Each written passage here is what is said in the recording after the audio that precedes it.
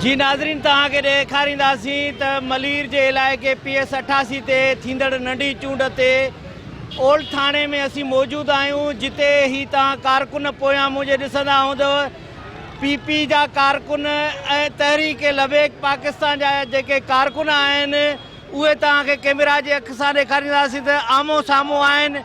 थोरी देरि पहिरियां जेको आहे हिननि कारकुननि जे विच में छिकताण बि थी हुई ऐं हाथापाई बि थी हुई, जॾहिं त SSP मलीर इरफान बहादुर जेको आहे हिते पहुची करे वॾी नफ़री सां जेको आहे वॾे झेड़े खां खूनरेज़ी खां जेको आहे माहौल खे बचायो आहे।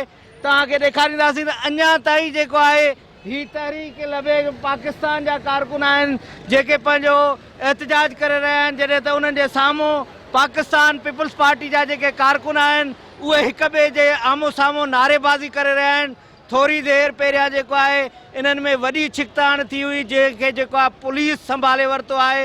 इनखे ॾेखारींदासीं त हीअ जेका पोलिंग स्टेशन आहे इलेक्शन कमीशन पारां पहिरियां ई जेको आहे इंतिहाई असास करार ॾिनी वई, जंहिंजो नतीजो तव्हां हींअर ॾिठो त थोरी देरि पहिरियां जेको आहे इन्हनि कारकुननि में वॾो जेको आहे झेड़े थियण जो ख़दशो हुयो, हाथापाई थी।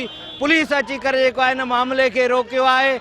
इंतिज़ामिया खे इलेक्शन कमीशन खे घुर्जे त अहिड़नि मामलनि जी रोकथाम लाइ जोगाव पा वठे त जीअं का खूनरेज़ी न थिए ऐं पुरअमन नमूने जेको आहे हीउ जेको अॼु नंढी चूंड जो इलेक्शन जो मरहलो आहे पुरअमन नमूने गुज़री सघे। कैमरामैन एहसन मीर जे सां गॾु मीर ज़ुल्फ़कार, सिंध TV न्यूज़, मलीर, कराची।